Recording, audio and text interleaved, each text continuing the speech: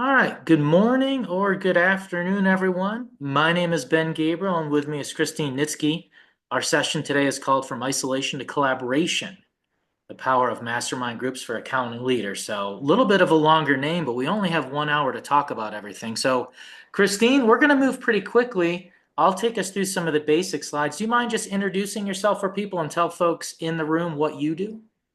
Sure. So I'm Christine Nitsky. I have worked in and around the accounting industry for probably longer than I care to admit. I've worked inside firms and I've worked outside firms and collaborating with them and consulting with them as a coach. And I am currently one of the advisors here at Collective by DBA. So I work with firms one-on-one to help them make improvements in their firm and to tackle some of those issues that they've been wrangling and working on those, helping them with team development, process improvement, technology recommendations. And I'm an ear to listen and a shoulder to cry on and your biggest cheerleader. I think all of those things for all of us are important, Christine. So, Mhm. um, so you are an advisor, one of our core advisors, certainly. My name is Ben. Again, I'm also one of our advisors. I don't work with as many clients one on one as Christine does. What I spend a little bit more time doing is I am our forum group, or we use the term mastermind too, or you might be familiar with that term. Facilitate our mastermind groups as well. So that's a big part of what we're going to be talking about today. But we'll also talk a little bit about advisory, especially towards the end of things as we go here. So Christine and I will do our best to answer any and all questions. I said I would move a little bit faster, and I will. Session is good for an hour of CPE. Most of you are going to know the drill in here. We've got a smaller group today. It is just after tax season, which is probably not a surprise to anybody in this session. But we'll do our polls. You have to answer 3 polling questions to get CPE. There will be 4 questions, so please answer at least 3. Um, you can download a PDF copy of the slides that I just dropped into the chat panel. You should be able to download those. I'll drop them in again as we go here, but you can pull those slides down at any time. And then there is another resource that we'll mention here momentarily. You can ask questions through the Q&A panel. When you close out of the session, there is a survey that you can answer if you like. That's also for CPE purposes too. You don't have to do it, I don't think, but that's also part of CPE. We look at those survey responses too. So here are our learning objectives, Christine. A couple, I think they're pretty straightforward. List the key components of a mastermind group, and that's a big part of what we do here. And we're going to share what we believe makes groups successful and the key parts of those groups. And then second thing, identify when mastermind group participation can bring value to the firm owner or leader. So do those make sense to you? They make sense to me, Ben.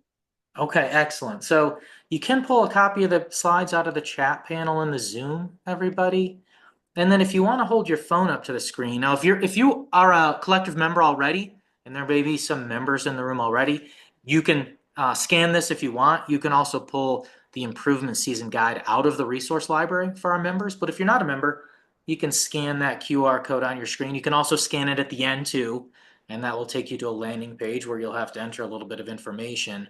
But you can pull down our improvement season guide, which we'll talk about just a little bit towards the very end of things. So little bit of foreshadowing there. So you're going to hear from a third voice today, as well as Christine and I. You're going to hear from Marcus Dillon, who's the owner of Dillon Business Advisors, DBA for short. Some of you may know Marcus already, especially if you've taken our webinar. So we're going to play a few videos as we go through the session. So it's going to be kind of a unique session, or at least from my perspective, with Christine and I giving our insight and talking through things, but also for a good chunk of our time together, hearing from Marcus.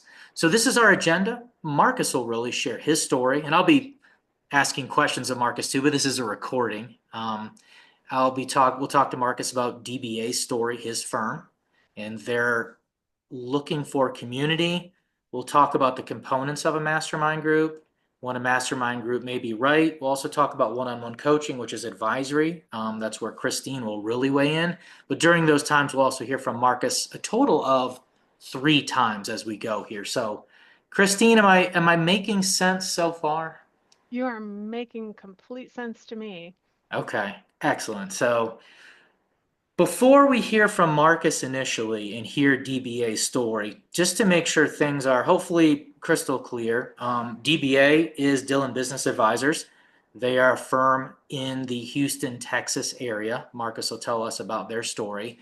Collective, where Christine and I are, we are an organization that serves accounting firms. We're a division of Dillon CPAs, and we work with those guys. Obviously, we're together, but the firm serves their clients, and Collective by DBA, where Christine and I are, and Amy McCarty and Marcus and Rachel as well here on this side.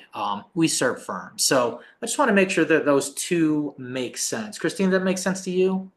It makes sense to me, but if it doesn't make sense to anyone else or if you have questions, feel free to drop those in the chat panel and we'll be happy to answer your questions as we go. Excellent. Okay, so let me set the stage for 20 seconds. We're gonna hear from Marcus now, and as we build towards a firm owner or a firm leader looking for a community, looking for small group interaction with other peers, and then also looking for one-on-one time, coaching time, advisory time, want to let Marcus talk a little bit about the history of his firm, some of the things that they have done in the past, maybe are doing now, and we're looking for. And this video is as of late 2024. So Christine, I'm going to grab just a first video here for Marcus. Okay, here we go. So let's hear from Marcus. So our story is probably not unfamiliar to a lot of people, where you can reflect on and see how you fit into this. We were a brick and mortar firm, served a lot of tax clients, actually acquired a couple of firms along the way to really our inflection point was 2017. It's when we kind of realized that the firm we were building just wasn't the one that we intended to build. And we looked up and had thousands of clients, almost 20 team members, really were managing things from fire to fire, living in the day to day in the moment. And we knew at that time we needed to start down a path to correct the mistakes of the monster that we made in our business. And fast forward from 2017 to 2024, this is that picture of the team in 2024. So we support about 16 team members currently, and we serve about 100 client groups. We call them family groups, and that's made up of maybe an owner doctor or some type of business owner, and then their different entities, whether they be real estate or investment, and then their family tax returns, of those folks associated. So we do about 3 million a year with that team and have a really balanced workflow given our team structure, given that team of three, and how just the level of service that we provide to those clients. Communication is key. So we've kind of moved from thousands of clients now to a little more than 100, and it's a really good balance. We're able to achieve a lot. As part of that, we feel it's an opportunity to give back to our peers. So a lot of, the growth and learning that we've done in DBA, we share with here in Collective, and excited to do that today. So we are a fully remote team. I don't know if I mentioned that as well. So we were brick and mortar in office every day, and now we've got team members spread out across the US, have a couple of team members in the Philippines as well now. So I think that's another big part of our story. So just team serving team is what we believe in. And we couldn't be where we're at today without all the people that are in that picture. All right, so we're up to speed now, kind of fast forwarded 2017 to 24 and all the things that may have happened in between, Yeah, then and now. So rewind again a little bit. I don't sure. know exactly back to when this takes you maybe, but um community, something Yeah, that's how I got to know you, was sure. certainly through a community.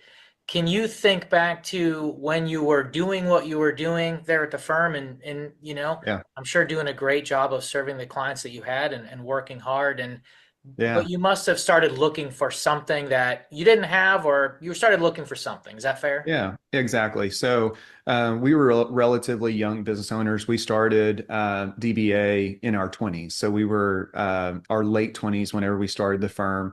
And as much as you want to realize that you know everything going into owning a business, starting a business, and serving other business owners and families, you at some point become mature enough that you don't have all the answers. And I think that hit us early on in our business owner journey, probably within a couple years, 2 or 3 years. And so we started to seek community outside of just our four walls. And we started to go to all the usual places in accounting that you do seek that out. So some of the local societies, if you will, of CPA societies or national societies. Also, just overall, like good local groups, whether they be chambers or BNIs, different places where you could come into contact with just other business owners to share life with.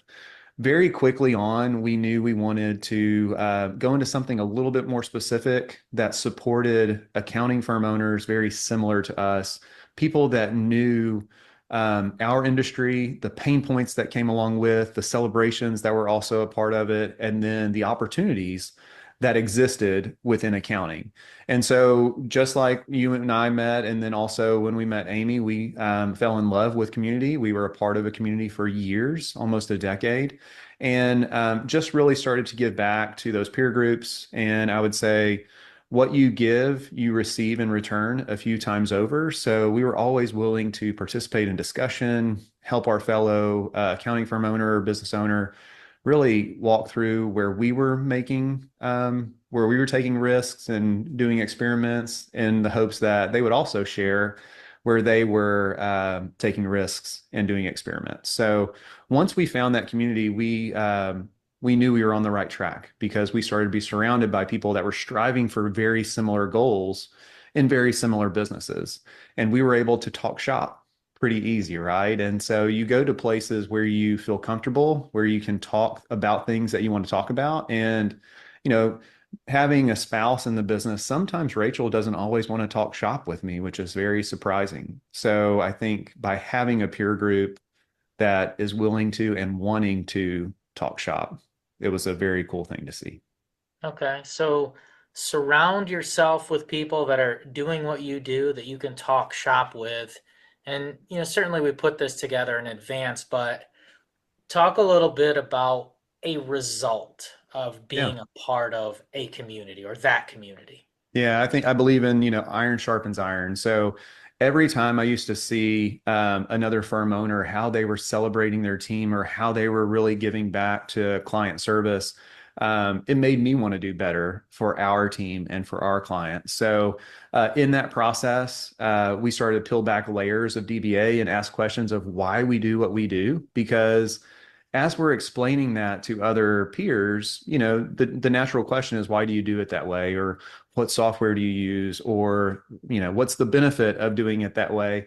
So as we started to get more of those questions coming in, we really started to self-analyze like why we do what we do. And in the process of that, you start to refine your business, your team, your clients, and then your life, essentially all the way to whenever you started having those pain points and seeing outside others, and then obviously being in community with others, we learned to love our jobs again. And then we learned to, hey, this was the business that we set out to build.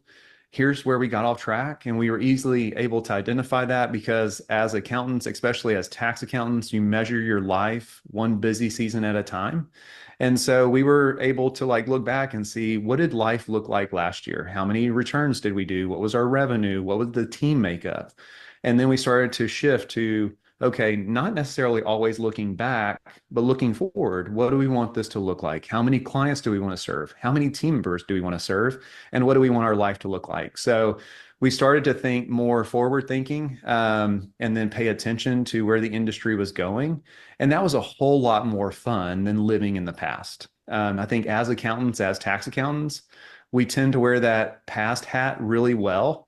And whenever you start to take that off, it allows you to dream about the future. And I know that's a little bit hard for some technical accountants to do, but it is really cool. It opens you up to opportunity to do better in your business. So as we got to visit, as we got to know other people in the community, we got to just be surrounded by people that wanted the same in their business. And that's contagious. That iron sharpens iron. It gets back to we were better business owners because we surrounded ourselves with better business owners. Yeah, Marcus, I think for me, like getting together with people in that community was always just like this shot in the arm. We're all working hard. We all do what we do day in, day out, and that's really important. And then you get together again with that community and you just get that like new jolt, that new shot in the arm, meeting Yeah. with others, talking with others, things like that. It always just sort of recharged things. That's how I felt. Oh yeah. And you definitely, you tend to live life in silos. So we were living life in our business or in our office building. And so it allows you to go beyond the familiar setting that you're in, whether it's your business, your home office, your office building, wherever you're at today, and really start to think through what best practices could be, or, what other people are doing to stay ahead of the curve. All right. Christine, iron sharpens iron. I heard that loud and clear. Likewise. And what I also heard was nothing changes until something changes, right? It's pretty clear from what Marcus said that being a part of a peer group has made quite a difference. And when he said that when you're as a business owner and a firm owner, you're working in a silo, and there's a lot of truth to that. And I'm sure everyone who's joining us today and listening, they understand that it can be hard, and you're never sure who you can talk with about it. Who can you talk shop with that will really understand it, or that it's maybe a safe space to do that. Am I talking to somebody who's a competitor and we're all going after those same clients, someone in the community, and that can be a little more difficult. But having a group like this, you're able to share, you can talk openly, and you also don't have to start from zero and try to make a plan to make those changes in your firm. Where, like Marcus said, we're really good at looking backward. Accountants do that, right? We work in the past, we work with historical data, but looking forward, that's a little bit different muscle. And it can be hard to sit and think, what do I want my firm to look like? And being able to be part of a group where everyone else is also working toward that and share ideas, and you can hear, oh, they're doing that, I want to do that. Yes, that's the result that I want too. What did you do to get that? And there's just so much speed that a firm owner can really start to get some traction and get those things implemented more quickly. Marcus will also tell you it took a while to make all these changes in his firm, but you can go as fast or as slow as you want. But I will tell you, when you're part of a group like that, it'll speed things up for you. Picking up momentum, if I could say Mhm. it that way. Yeah. So the first polling question is up, everybody. Yeah, Christine, you made a number of good points, and we'll probably hit at least one or two of them as we go here. But picking up some momentum. Marcus talked about being a part of that community, iron sharpening iron, getting outside of his four walls, their four walls, which I think is good for all of us. You saw that um, younger guy in the upper corner. That's actually me. I might look different with the glasses now. It was only like 6 months ago, but I stand by what I said. I'll always say it. It's a shot in the arm when you get out and get to see your friends and peers and others and hear how they're doing and help them and get help from them. So first polling questions is up, everybody. If you haven't answered it, please do so. How was tax season? Same as last year. Worse than I put worser in there. Well, maybe that's appropriate. Or we don't do taxes, which is. I'm glad I added that option in there, of course. So okay, close the poll up. So small group today, everybody, but about the same. One worse than last year, and then some folks in the office that don't do taxes. So okay, I'll close up our polls. That was just polling question number one. We'll do three more. So, Christine, I'm going to talk just about mastermind group basics, and then we'll hear again from Marcus because we're going further. You talked about a safe space. I think that's a great way to say it. In the community as a whole, that's going to be a great safe space. You can drill down a little bit further, and I like to think of a mastermind group or a forum group as it's a subgroup inside of that space. And you talked about not having to start over with people because you get to know people. I would say that hopefully goes doubly so inside of a smaller group. So when we talk about mastermind groups or forum groups here, here's what we believe the basics are. Number one, a group leader. That is someone that needs to make sure that there is a schedule of meetings, that the logistical things happen, that information is communicated out in advance of the meeting. Here's what we're going to talk about, setting the meeting schedule. Some of those, I think, basic but very important things. You have that regular meeting schedule that it's already on your calendar, but you can plan for it. You can plan around it. Obviously, there's always going to be times when things come up. That's going to happen. Hopefully it's not that frequently where you'd miss too many meetings, but that's going to happen. But you know when they're going to be, so you can get in the right frame of mind for that meeting. Even if you're coming right from a client meeting in advance, Christine, or meeting with a team member or getting some work done, you know that from 10 to 12, you're in the meeting and it's on the X Wednesday of every month. Third thing, an agenda. And the agenda doesn't need to be elaborate. We do 2-hour meetings, and I'll get into the more details in a minute here, but we want to know what we're talking about. So even if it's just a few minutes in advance, if I'm a participant, I know what we're going to be talking about. I like to get things out at least a couple weeks in advance. This is the agenda. This is what we're going to be talking about. And then I think a real basic thing is, and technology is making things a lot easier, which is a great thing to say, but you have a platform to communicate with each other. Could be emails, right? That's how we have emailed each other, and maybe we use a messaging app too. We actually have a platform that we use. So in between meetings, which is a lot of time, there is a space, inside that community where just group members could, if they want to, share information with each other, and also gives me, let's say, as the group leader, that space to say, hey, everybody, our meeting's coming up in 2 weeks. This is what we're talking about. Our meeting's coming up in 1 week. This is what we're talking about.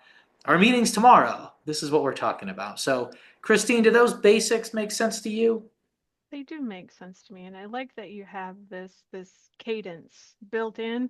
Everyone can employ some time blocking to make sure that it's on the calendar, and um, it's structured. That feels good too. I think as accountants, we kind of like some structure to things, don't we? Structure is good. Structure is a good thing. Um, so, yes, I agree. So let's go just a little bit deeper, Christine. So keys to a successful group, once we get past the basics, here's some things that, I think we abide by. Group members with similar experience.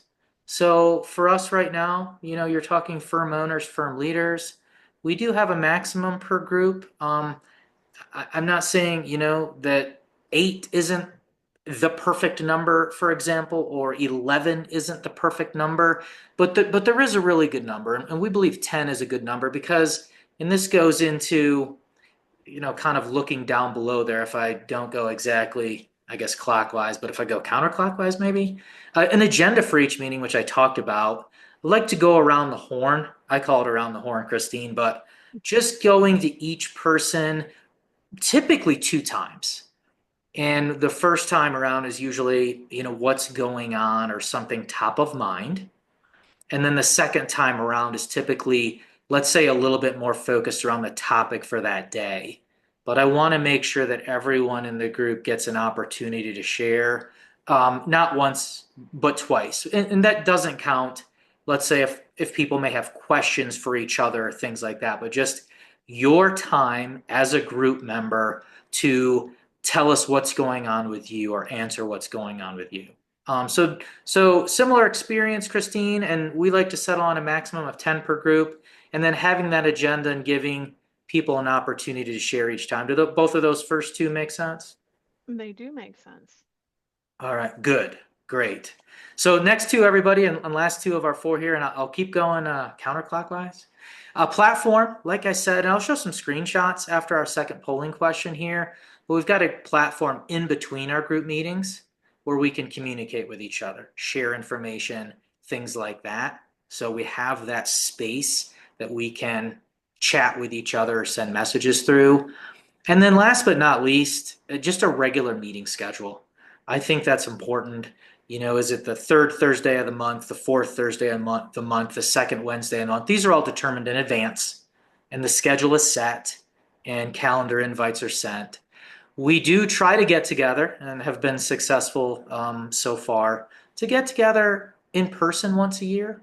We'll actually be doing that here in a few weeks at the end of our conference that we're doing down in Texas. The other, call it, 11 times a year, whatever it is, we're doing those by Zoom virtually. But once a year, getting together in person is that extra shot in the arm. And that's a shot in the arm for me too. So, last two make sense, Christine? They do. And Okay. and it's nice to meet people in person if you haven't before when they're part of your group. They're just other conversations that happen organically that just wouldn't happen in a video call. So being able to get together once a year in person is pretty important.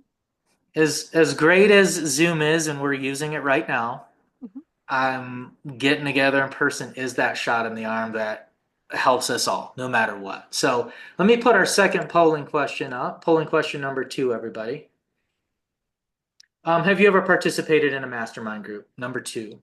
Um, so some a yes and several no's. So those And are the basics and the yeah, keys. Go ahead, Christine. while those are up, I wanted to ask you, you mentioned that there's a topic for each month. And so how do you determine the topic for your mastermind group conversations each month? Sometimes it comes from the group members themselves, because, like, one person in the room here, they've been in groups before, so they've known things that they want to talk about. And sometimes it comes from me asking people, and then sometimes I'll set them, not arbitrarily or randomly, but just in my experience, could be the time of year, could be conversations that I've had with other people where I'm like, this is really top of mind right now. If it's top of mind for one firm owner or one firm leader, it's likely top of mind for others. So sometimes they come organically, and sometimes they're just coming from the time of year, and sometimes they're coming from experience. We do Gotcha. talk about, I'll show some screenshots. We talk about KPIs inside of the small groups. So, one meeting a year may be dedicated to that, Christine, so we can kind of fall back on that. We do share numbers inside the groups, and I'll kind of get to that. But let me keep us moving. Here's just a screenshot of the platform I talked about, and there's my face just sharing some messages with people in advance of the meeting. And in this case, I'm reminding folks politely to make sure they fill out their KPI questionnaire, and so that's happening inside the platform. I do send emails. That's not my primary mode of communication. Once we get in with people, primary mode of communication is running through the platform, which is where we have other things as well, but that's where primary group communication and also file sharing is happening. So on the other side of a KPI group meeting, this one, we did this in January, Christine, of this year, I share back the information with people. Now, this is just inside the group. And I think that it's kind of a big deal. It's a safe space, like you said, but the group members are sharing lots of information to help each other, asking questions of each other, including financial information, which is important to note that people are open and opening up to that so that others can see how they're doing and vice versa.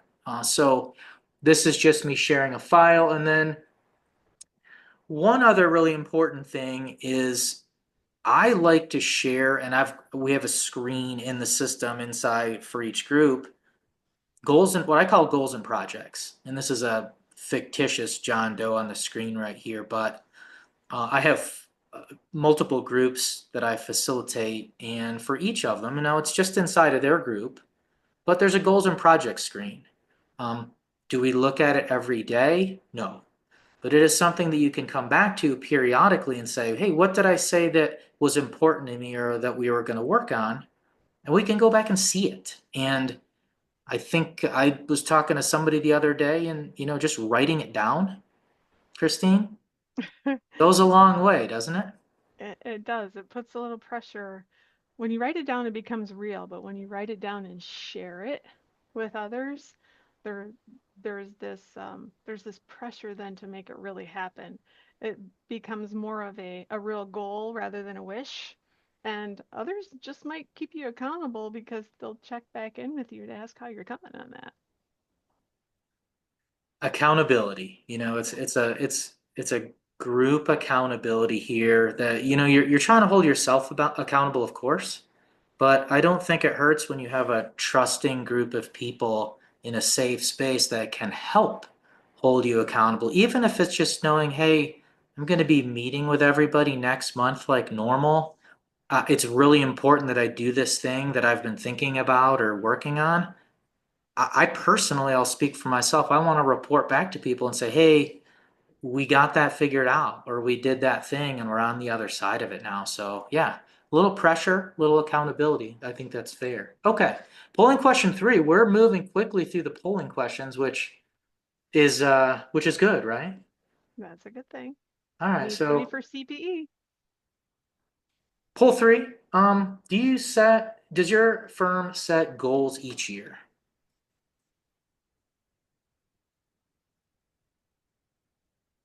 And if you do, and you don't mind sharing, if you can drop it in the chat, we'd love to know what time of year you set those goals. Are you doing that after a busy season?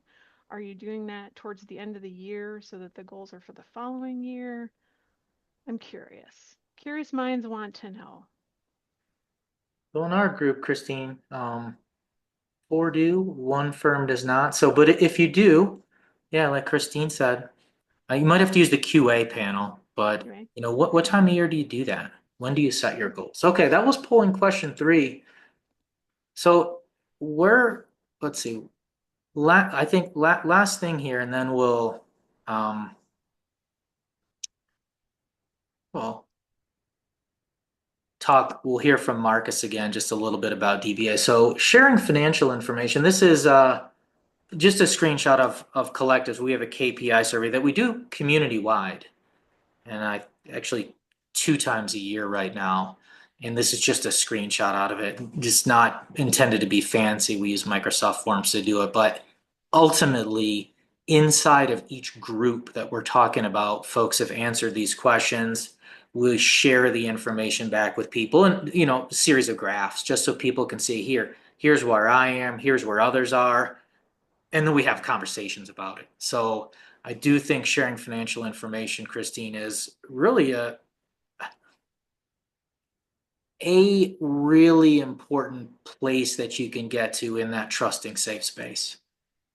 And we always want to know how we're doing it and how we're measuring up to others. And this is a great way to do that. You can see where you land among all the other members of collective. This has been a popular report after you gather that information, Ben, when that goes out. It's been very popular among the members. I want to know. I mean, ultimately for me, how am I doing against myself? How is our firm doing today, versus how our firm might have been doing 6 months ago or a year ago or more, whatever it is. But it's also good to see where others are, and then you can kind of see, hey, you're here. What are you doing? And the conversations are very nuanced from there. So let's do this, everybody. We talked through the components of forum group and I laid out how we handle things. Let's hear from Marcus again about his firm him personally, really making that firm from part of the community into a smaller group. So, Christine, are you ready? I'm ready. Here we go.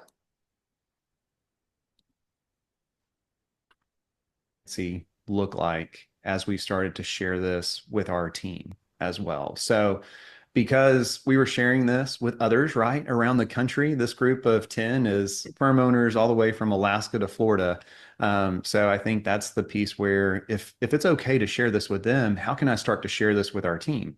And knowing that most of us employ accountants and most of us employ really good accountants that can probably figure out how you're really doing, based on some metrics that you think you're sharing. So you may be thinking that you're sly, but your team's probably even smarter than you think, and they probably can give you insight on, hey, just openly share it, and then we can work through whatever the goal, whatever the challenge is together. So that was a big step for us that came out of mastermind groups, is actually just feeling confident enough to then be able to share that financial data with our team. And Marcus, just on that then, what once you decide to do it and then you do it, are there things that happen from there? Is it just, that now that everyone kind of knows what the picture's Yeah. like? Yeah, I would say much like if you advise a business client. So once you share, even if it's just top line revenue, which is an easy, low hanging thing to share, there are a lot of costs to running a business, and your team knows that. But even if you share just top line revenue, then you can start to talk through like budget. So what does a budget for $1 million firm look like versus a two, a five, a $10 million firm look like? So just starting to have really mature conversations with your team, especially on growth. And if you are able to share multiple years and even that top line revenue, you can share in the growth in those celebrations with your team once you actually share top line. So that's whenever we actually started to see some really good strides in our business by sharing those growth celebrations and actually incentivizing based on that growth. We didn't have to hide it anymore. And we were coming from a place like, hey, we want to celebrate and share in this growth with you. So from a compensation or a benefit standpoint, we had some different things tied to that firm growth that we were able to share. All right, so let's go through everyone can probably pick up on our pattern here, our theme here. So Yeah. delegating responsibilities to elevate others. What do you mean by that? Yeah, I love delegation to elevate others, man. So anytime we were able to see what others in our group were doing and kind of what tasks were able to be done by various levels within team, gave us the confidence to be able to delegate things. So whether it was, hey, we don't have to, a partner doesn't have to review every single tax return that comes through the door. That can be delegated. It could be up to a point, up to a score to be done and then reviewed. So those are some of the delegated responsibilities where work could actually go out without the highest level of eyes spending time on it within reason. And so I think those are some of the pieces that we looked at. Also, team structure as our group and other groups were experimenting with different roles in team and maybe even some non-traditional roles in team or non-traditional hires, what could be given away and really taken by others to make them the champion of a process or a software as it relates to delegation. So giving others responsibility has always been a big goal at DBA, and I would think that the firms that are surrounded by DBA are also now challenged to look for ways to elevate others through delegation. Okay. Getting buy-in from the team to try outsource team members one more time. What does that Yeah. mean?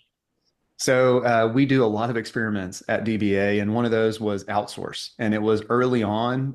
We actually employed a team that sat in India just to help with some various bookkeeping, not any tax, but just some various bookkeeping responsibilities that relate to client work. That experiment ended about the time that COVID started to get really weird on that side of the world. So for lack of a better term, we brought it back in-house during that time and ended that experiment. And there were positives and negatives that came out of both the experiment and the results thereafter. So we've done Mexico or Central America, Latin America as an experiment as well on outsourced team members. And then here finally, we've actually found a really good relationship with a team in the Philippines. And so just seeing that experiment with other firms, how other firms are leveraging themselves all across the world to have impact across the world is a really cool thing. And there are people that are doing things always new and exciting that we can learn from. And it's no different in our group. So we had some team members or some group members that were actually employing a bunch of people on the other side of the world. And that was really cool to watch where the returns that were coming in, both from a profitability standpoint and just a way to delegate and elevate others, kind of that second point from having a team that was globally spread was a really cool thing to where we had some ammo to go back to our team and say, hey, here's what other firms like us are doing. Here's the points. Then getting buy-in from the team that, okay, if you're seeing those results in other firms just like us, let's take that chance. And I'll say that last chance was a really good win because we found some really good team members that sit in the Philippines that we consider a part of DBA. Awesome. Okay. Okay. A few more here. So, learned about and then purchased a tool so we could successfully have hybrid meetings and retreats. So we already talked a little bit about your move from hybrid to then fully remote. So this is a particular software tool?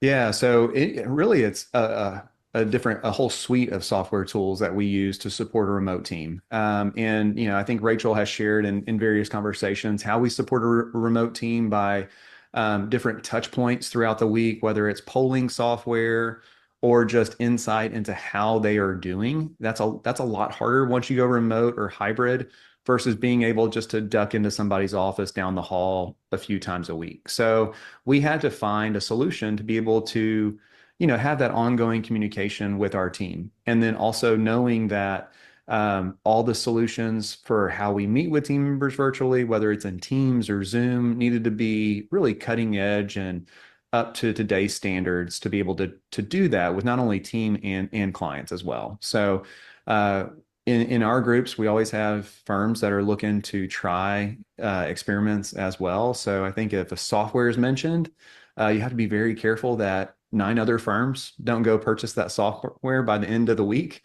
And you have to preface that with, hey, this is an experiment. We're going to let you know what the results of that experiment are. And so DBA does that. Other firms do that are focused on pain points that may exist in their firm. And if something's not a pain point in your firm, maybe there's something else to solve for. So I think that's also within a group, you're able to say, hey, you go test this, I'll go test this, and then we'll group up and kind of share notes at the end and see what's going on. So, and then Rachel actually chimed in, the OWL camera was something that was really useful. I know a few firms that have those, but yeah, it's just the technology, both hardware and software that will support a remote team. And that was an idea that you picked up in a group. Yeah, my friend James Buss is actually the first one that actually bought one of those OWL cameras. And then, it's FOMO, man. As soon as you see somebody else that has that new toy that you don't have, you go buy it. And so it was actually useful. It was actually helpful to lead some of those meetings and kind of pick up conversations when some of us were in office, but others were remote. It's cool when you're in a group of people that you know and they share what's working for them. Gosh, you better believe that I'm paying attention. If something's working for you, you better believe I'm paying attention. Yeah. All right. Continue to refine incentives and benefits. Yeah, I think a lot of conversation in these groups happens around team, right? So, in these groups, we actually go around and share successes and challenges.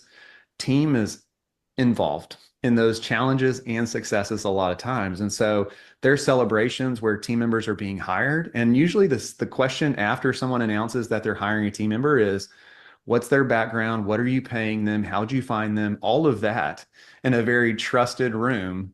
Do you have any further resumes that you passed on? So I think that's what happens in this controlled environment. And part of the other, not only welcoming new team members to your business, but it's also incentivizing and kind of creating reward system for your existing team members. So as we mentioned earlier, iron sharpens iron. And so if someone rolls out a really cool incentive plan or a benefits or a destination retreat, a lot of people latch onto that because they want to do that same for their team that they care about. And, after you start looking at, we're essentially building stronger teams because we as leaders and owners are investing in these groups on a once a month basis. All right. Hard Yeah, so this conversations. is this is where it starts getting not so fun. So, whenever you're avoiding those hard conversations, we just talked about celebrations, right? But, if you're coming in and your pain points or challenges are team related and it's the same challenge month after month, and this team member's either not pulling their weight or did that same thing again, or maybe did something very similar to an owner in the room, had an experience with another team member, it's always good to get that perspective in an outside firm and just maybe it's the poke to say, hey, you really need to make a decision on that person. They either need to, kind of get it together or get off the bus. So having those hard conversations on the other side of those groups has always been a very real thing where candor is believed and pursued in most of these firms, and to where we want to make sure that the firm owners are experiencing their full potential as owners and the businesses and supporting the team that they know and love. And as part of that, sometimes there's just a team member that no longer fits. So I've been in plenty of groups. I've actually initiated challenges to others whenever we double dog dare somebody to actually part ways with the team member and not come to the group with the same challenge the next time around. There, and that's obviously a big and important thing. That's that sort of group accountability in a way, that, you told everybody in the group, this is something I need to do. The next meeting, I think I want to be, hey, I want to be able to say I did that thing or I accomplished that Yeah. thing. Yeah. How good is it to come to that group with, oh, they went, it wasn't as hard as I thought it was going to be. And then 3 weeks, 4 weeks later, like we're both in better places, right? That team member has moved on to their next chapter. And, as a firm, we're in a much better spot without them here. So. All right. And last thing on our mastermind examples, Marcus. Yeah, just similar to that technology that we mentioned earlier, it's that seeing what works. So in a group setting, you're able to say, "Hey, what are you testing? Can we be a beta tester in that as well?" And then share common common success stories or challenges. And then you may have somebody that's all the way over doing something really wild as it relates to the technology that we now have available today, and then they're sharing with the group, what that did for them and their firm. The other piece is with technology as accountants and being able to latch on or have FOMO, we also keep each other accountable to whenever we need to cut experiments or cut off technology. And we evaluate as one of our KPIs that percentage of budget that relates to technology costs, both hardware and software. And so we continue to see that number increase in firms almost to where it's almost 10% of your revenue is now technology costs. And that's just not what it was 13, 14 years ago when we started DBA. And I think it's something very real and it's probably not going to decrease. So, what challenges or what are you going to do in your firm to make sure that if it is going to be 10% moving forward, do you need the same level of staff? Do you need some of the same overhead or are you just prepared to make less? And I think those are the things that we as a group have to determine as we go through and really evaluate each other's tech stack.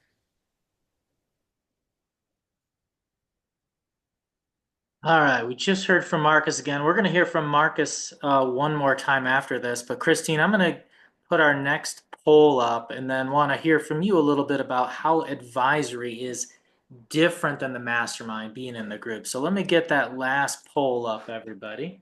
Poll number 4. This, oops.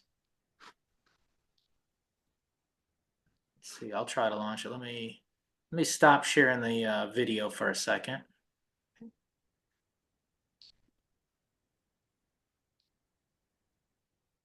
Okay.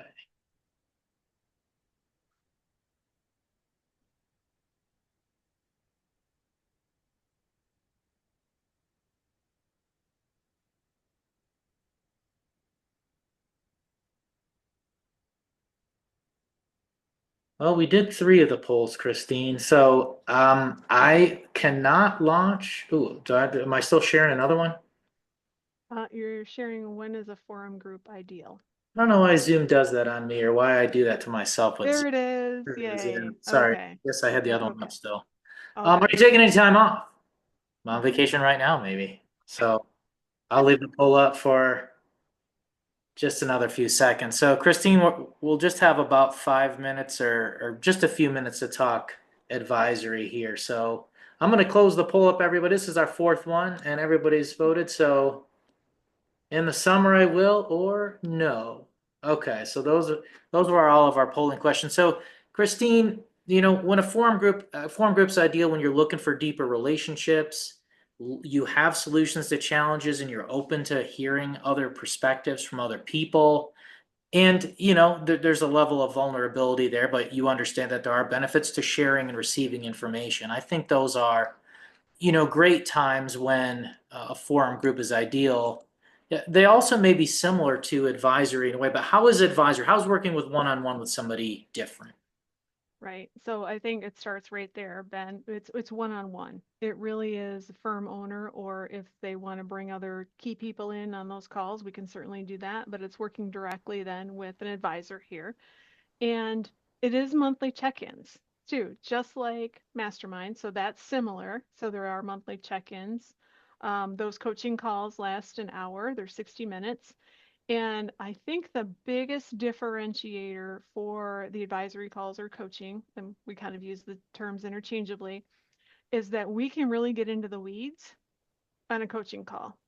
And so if there is a specific KPI that you maybe talked about in your mastermind group that you're falling a little short and you get some ideas from the group on maybe what might be impacting that number, and then, okay, what does that mean in my firm and how am I going to be able to implement those changes in my firm with my team that I have in order to impact that KPI, that's where a coach or an advisor can help you. It's kind of the how to, it's more in the weeds, talking about your specifics that you have going on, asking lots of questions, and trying to help you navigate what those changes will mean to your team, who's impacted, what you can expect, and then how to manage all of that. So it really gets much more detailed for your firm personally. So it's really personalized.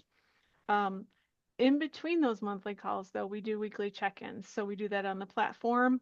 Just a quick, hey, how's it going on whatever it was you were working on, or what came up in that call, and just to check in. And of course, as advisors, we're always available if something comes up and you ask a question, right? We're available on the platform by email, and we're here really to help you. We're here to help accounting firms. So if something comes up, maybe you didn't think about that client survey you wanted to send at the end of tax season and you're not sure which platform to send that out, we're here. Just send us a quick message and we'll tell you which ones we recommend. But it's also that accountability too. So it is following up in those monthly coaching calls. Okay, last month we talked about this. These were the things that you were going to work on. These are the things you're going to implement. Gave you some homework, if you will. How'd you do? How did you do? What were you successful at? What obstacles did you encounter? What can we do to help with some of those obstacles and give some insights and some experience, because we've worked with a lot of firms in our careers and we can say, okay, this is what we've seen. This is what we know what works. And maybe here's some pitfalls for maybe going another way. So it really is just imparting all of that insight and advice from a lot of firms into a coaching call that's designed specifically for you and your firm. Well said, Christine. I can tell you've been doing this for a while. So when is advisory ideal? It's ideal when you really want to get into the weeds and you've got some specific things going on in your firm, right? And you really do, you need that outside perspective to get them done. So you want to move to a team of three, let's say, and you currently have a very traditional accounting firm, but you want to implement a team of three service model. How do I do that? So we can talk about which goals to set for each month, what needs to happen first, what'll happen next, get a plan in place. And then that outside perspective is, here's what you'll encounter as you're coming up to that. Or if you're facing something we didn't talk about, then we'll talk about that again and give you more insight and feedback on what you can do to move past a certain obstacle. So it really is, to kind of use a British term, it's bespoke, right? It's really customized for you, your situation, your firm, your team, your clients. It's really geared for that. Um, and we have a lot of fun working with firms one-on-one too. It's great when they're in the group setting with 10 and you get that conversation going and it just puts the wind in your sails. But if you really need to get down into the weeds and dig into something and fix it, we can help you with one-on-one advisory. Excellent. So we went from community to mastermind to one-on-one. I think there's an obvious, progression there, Christine. So Mhm. last video, everybody, we're going to hear from Marcus just one more time. And I always like hearing from Marcus, of course, with the results and his experience from an advisory perspective. So let's do that. We'll probably go about 1 to 2 minutes over, everybody, just letting you know. But let's hear from Marcus about advisory and his results. When we reflect back on to that, that monster that we built of a tax firm, I would say. Heavy ARR, a lot of relationships, a lot of volume given tax deadlines. Our team, not only the team members, but owners, were working 60 to 80 hours really throughout the year. It's just not a life that we intended to build. And so, whenever we started to really get intentional about what life and what business should look like, this was one of the goals of our one-on-one coaching that we were doing at that time. So, what would it look like? How many relationships did we really need to maintain the level of profitability and lifestyle that we wanted to have as owners? And over time, we were able to transition from that 60 to 80-hour work week, definitely during busy season, but even throughout the year, you have those weeks where you are working more, to where now 36 hours is kind of the standard work week for all of our full-time employees and us as owners as well. And, growing up in accounting, being technically trained as an accountant, I've been around the block. I've seen other firms. I've worked in other firms where the partners are usually the first ones in the parking lot and the last ones to leave.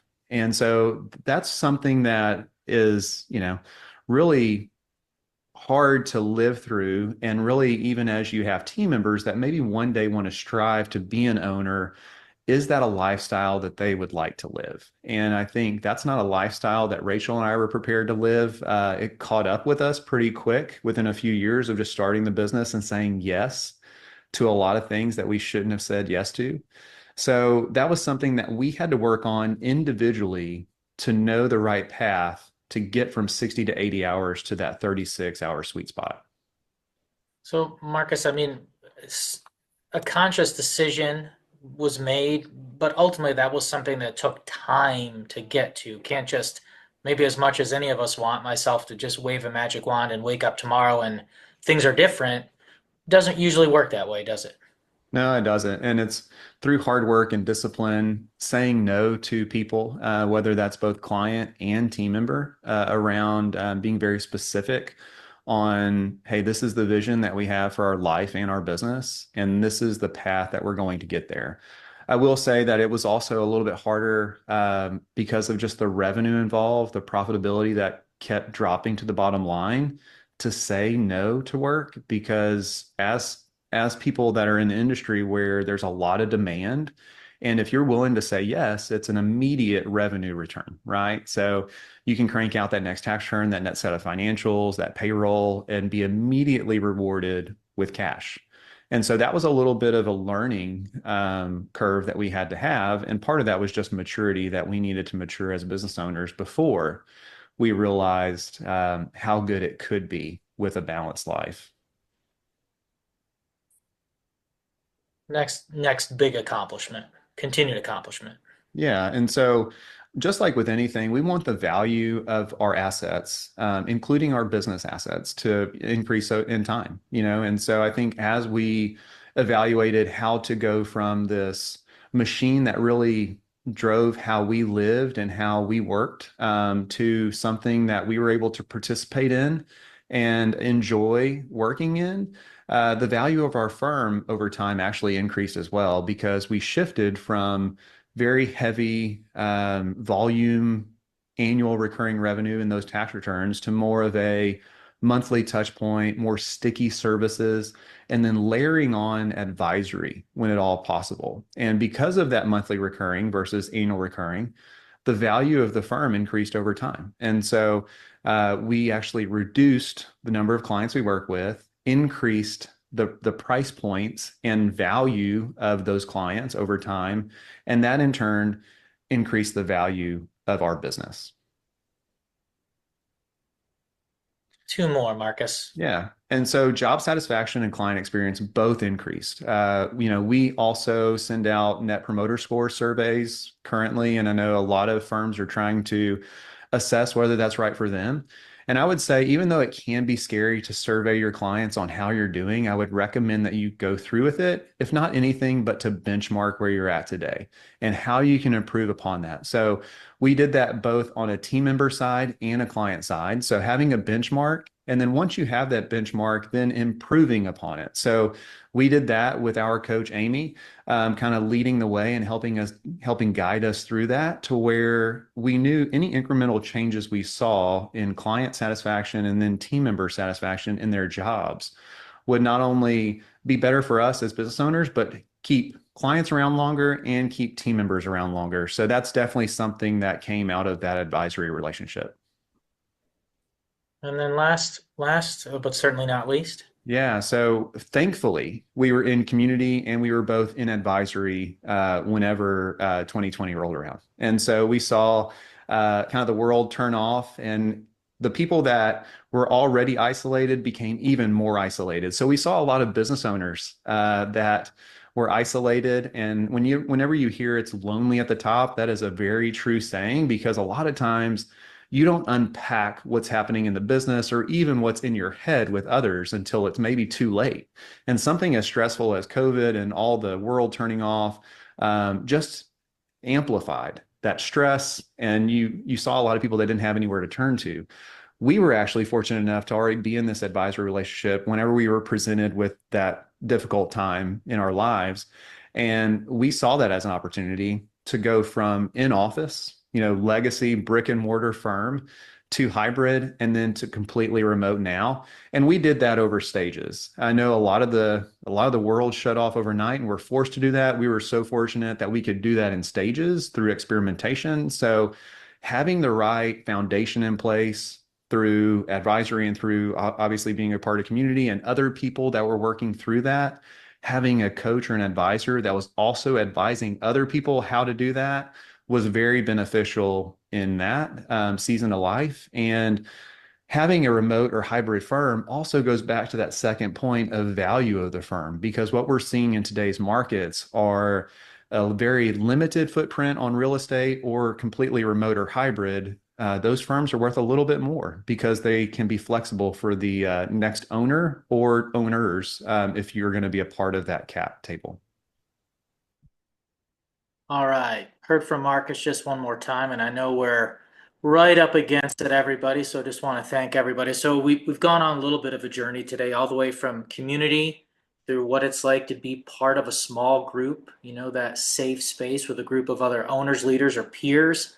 And then Christine talked us through at the end about, the benefits of working one-on-one with an advisor. And then, of course, along the way, got great perspective of the results of those things with the journey from DBA. So I think we'll leave everybody. I know we're wrapping up a couple minutes late here, but we don't have to go it alone, right, Christine?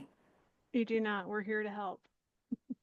There's a community. You can meet a tighter group of people in part of that community inside of a forum or mastermind group, and then you can work one-on-one with someone like Christine to help hold you accountable and use that collective knowledge of just working with all kinds of other people that do what you do, to help you at the same time. So last place I'll leave you, I promise here, is we are, as we wrap up, we are calling this next 4 months here at least. We've got a great timeline up on the screen, which may look pretty familiar to folks, but from now through August 15th, we're calling this improvement season. Maybe it's always been improvement season for you, but we're really calling it improvement season. We're really trying to follow this timeline here. So as you look ahead to your improvement season, if you're already a member of ours, you can download this guide out of our resource library.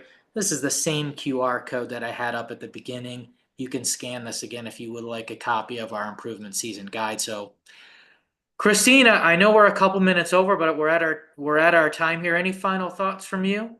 Um, I think we covered a lot of ground and we want to let people go, but thank you, Ben, for inviting me to join today. This has been a lot of fun talking about what we do over here at Collective. You're welcome, and extra thank you to everyone that attended today. We appreciate you being with us most of all. So thank you, everyone. We'll leave you. Have a great rest of the day, great rest of the week, and great rest of the spring and summer. So bye, everybody. Bye now.